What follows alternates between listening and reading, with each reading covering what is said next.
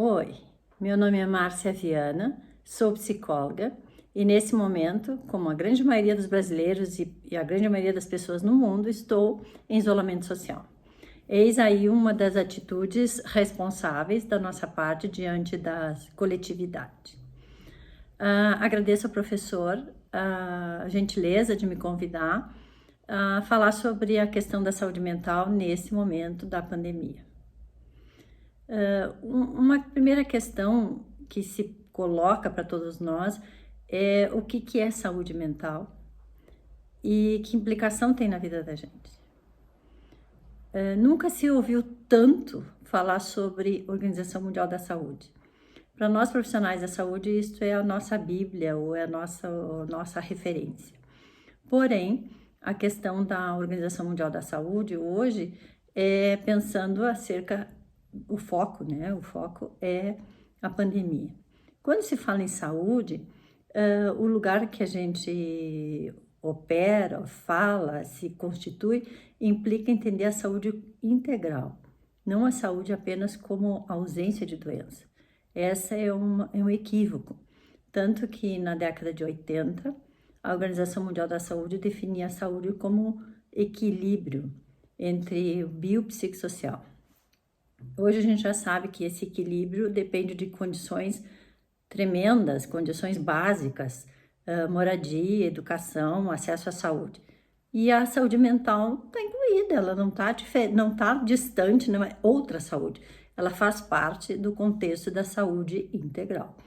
Considerando então que nesse momento nós temos que lidar com as nossas emoções, lidar com as nossas inquietações, com as incertezas e principalmente com o medo diante daquilo que nós não conhecemos, nós abalamos a nossa saúde. Não só a saúde física, mas as nossas relações sociais, a nossa saúde mental, como nós costumamos chamar.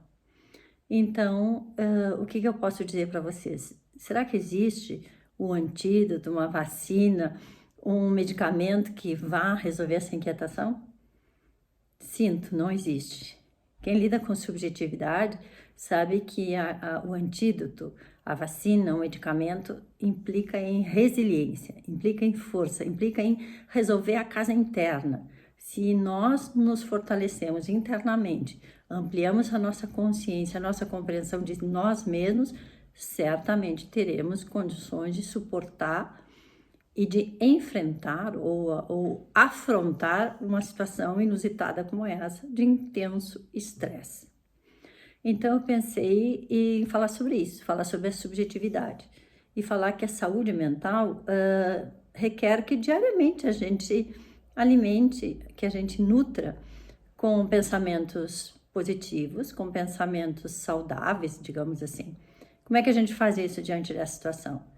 Evitando, por exemplo, o excesso de acesso às redes sociais, onde há uma toxicidade, digamos assim, uma quantidade de lixo, que não necessariamente vai alimentar a nossa saúde, pelo contrário, vai confundir a nossa mente. E esses pensamentos vão ficar assim, cada vez mais confusos. Então, o que a gente faz? Evitar situações ou leituras ou compartilhamentos de notícias e boatos e ruídos e fofocas que não sejam de evidência, digamos assim, que não tenham evidência.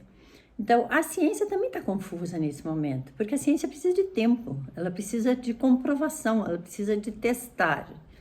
Nós, da área da psicologia, lidamos com algo que não é possível ser testado, porque a subjetividade é de cada um.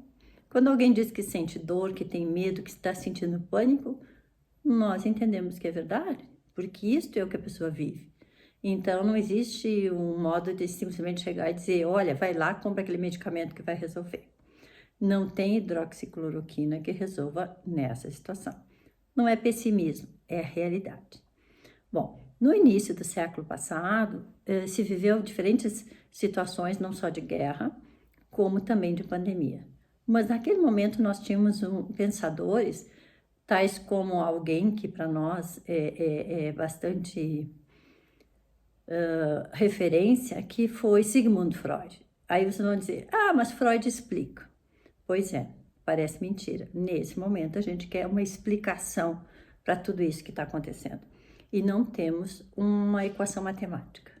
Temos que pensar, refletir e entender como nos constituímos como sujeitos humanos e como nos constituímos como sujeitos sociais. Porque é nas relações com os demais, que nos fazemos cidadãos, pessoas e humanos. Lá no início do século, ele traz uma questão relacionada com aquilo que nós não vemos, que está submerso, que seria, digamos, o nosso inconsciente. Compreendo, então, que lá pelas tantas a gente poderia entender que a nossa consciência está abalada e o nosso inconsciente está em tremenda ebulição. É como se os vulcões voltassem lá das profundezas e dissessem, o que é que eu vou fazer com isso? É essa sensação que a gente está tendo agora, de que nós estamos mexendo numa casa interna sem ter certezas externas, porque as pessoas não estão sabendo para onde vão. Ou falta liderança, ou falta comunicação mais adequada, ou falta espiritualidade, enfim, faltam forças, defesas, capacidade de discernimento. Mas que bom que vocês estão aí estudando, refletindo e fazendo o que eu acho que é a solução, ou talvez uma das grandes soluções, que é o poder da solidariedade, que é o poder da cooperação.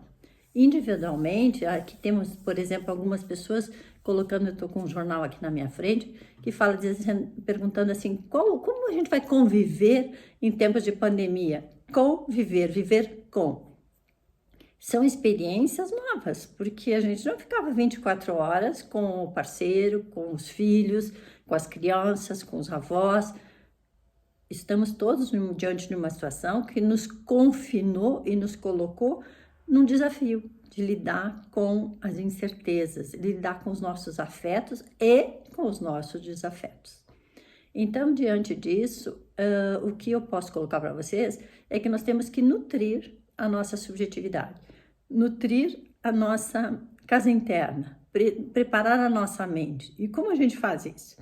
Eu tenho colocado para os meus pacientes, para as pessoas com as quais eu converso, que na verdade o que nós precisamos é encontrar como se fosse um talismã, encontrar um eixo, encontrar algo que nos coloque numa posição, digamos, na vertical, porque essa horizontalidade todos estamos vivendo, e essa verticalidade, eu não sei se é tão isso, mas eu quero dizer que a gente precisa ter um eixo, precisa ter algum ponto que nos referencie, e isso é pessoal, isso é individual. Então, mas tem algo que a gente pode fazer junto, que é pelo menos equacionar mais ou menos dessa forma, como se a nossa mente e o nosso processo fosse mais ou menos o que a gente pensa, o que a gente faz e o que a gente sente. Como se esse triângulo pudesse realmente estar em equilíbrio, que é o que a própria Organização Mundial da Saúde propõe a nível de saúde, que é o equilíbrio entre as questões pessoais, sociais e espirituais. Mas, na verdade, a gente não tem esse equilíbrio. Às vezes a gente pensa e não faz, a gente diz e não age e assim por diante. Então, essas três dimensões constitutivas, o que eu penso, o que eu sinto e o que eu faço, é o que tem que ser para nós, nesse momento, o nosso eixo. Aquilo que nos garanta uma certa estabilidade mental, uma certa coerência. Por exemplo, diariamente recebemos inúmeras informações dizendo que você deve usar máscara, ou que você não deve usar máscara. E aí a gente sai e vê que as pessoas não usam. E aí você pensa, nossa, eu vou usar. Ou você diz, não, se os outros não estão usando, por que eu vou fazer?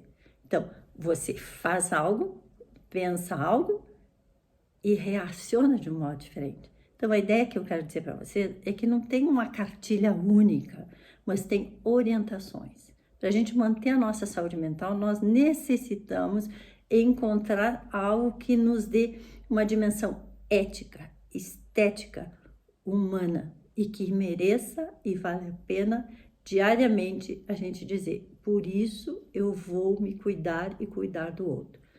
Para mim, isso significa empatia, significa espírito de coletividade, significa humanidade. Nós não podemos abrir mão da nossa liberdade nem da liberdade do outro, quer dizer, não podemos invadir a liberdade do outro.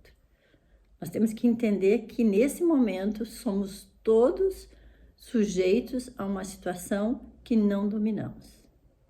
Então, talvez como sugestão futura ou leitura para vocês, eu entendo que existem diferentes cartilhas. Tem uma que a PUC lançou recentemente, que é muito bonita, muito legal, colorida, agradável, que sugere níveis de pensamentos cognitivos, comportamentais. Vou deixar o link, vou mandar a cartilha, o professor pode passar para vocês. Mas eu acho que perguntas e respostas nos ajudariam. Tem um cientista, filósofo, também do século passado, mas que viveu intensamente todos os problemas do século, que foi Zygmunt Bauman. Se vocês querem uma leitura agradável para esse momento, leiam Modernidade Líquida. Esse senhor, velhinho, agradável, querido, tem muitos vídeos dele no YouTube ou nos livros, como se diz, esses encontros de saberes de filósofos, onde ele fala sobre a questão do encontro com o outro, do face a face, de como nos tornamos humanos e humanizados a partir das relações. Então, eu sugiro que, como grupo, como coletividade, você já tem uma ferramenta super importante, que é a noção de cooperativa, que é a noção de solidariedade, que é a noção de coletivo. Nós não vamos passar por essa situação individualmente. Nós temos que resolver individualmente aquilo que nos incomoda, aquilo que nos desassossega. Mas é na relação com os demais que nós vamos encontrar resposta para esse alívio. Então, a minha sugestão é que a leitura, a discussão em grupo, as estratégias, as tomadas de ações sejam dessa ordem. Não existe um único antídoto, um único remédio, uma única medicina para essa situação. Então, a minha colocação para vocês é que a gente tem que conversar. E, aliás, tem uma frase linda que diz assim que a mente é como um cavalo chucro, que a gente precisa domá-la diariamente. Então, do meu confinamento, eu digo para vocês o seguinte: fiquem bem, dialoguem, na dúvida, conversem. A ideia de Freud explica essa: explicar, colocar, entender, nomear. Aquilo que não está dito tende a transbordar, tende a traduzir-se através de sintoma. Aquilo que está contido, guardado, tende a eclodir, explodir como algo sintomático. Assim como as situações de pânico. As pessoas estão entrando em pânico porque não encontram significado e sentido para aquilo que estão sentindo. Então, o meu recado para vocês é o seguinte: nesta coletividade, nesse encontro, procurem dialogar, procurem identificar o que a noção de grupo, de coletividade pode trazer em benefício de cada um e de todos.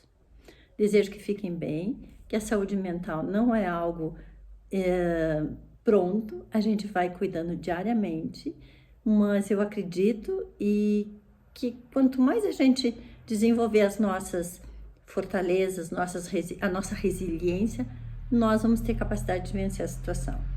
Fiquem bem, muito obrigada. Um beijo a todos.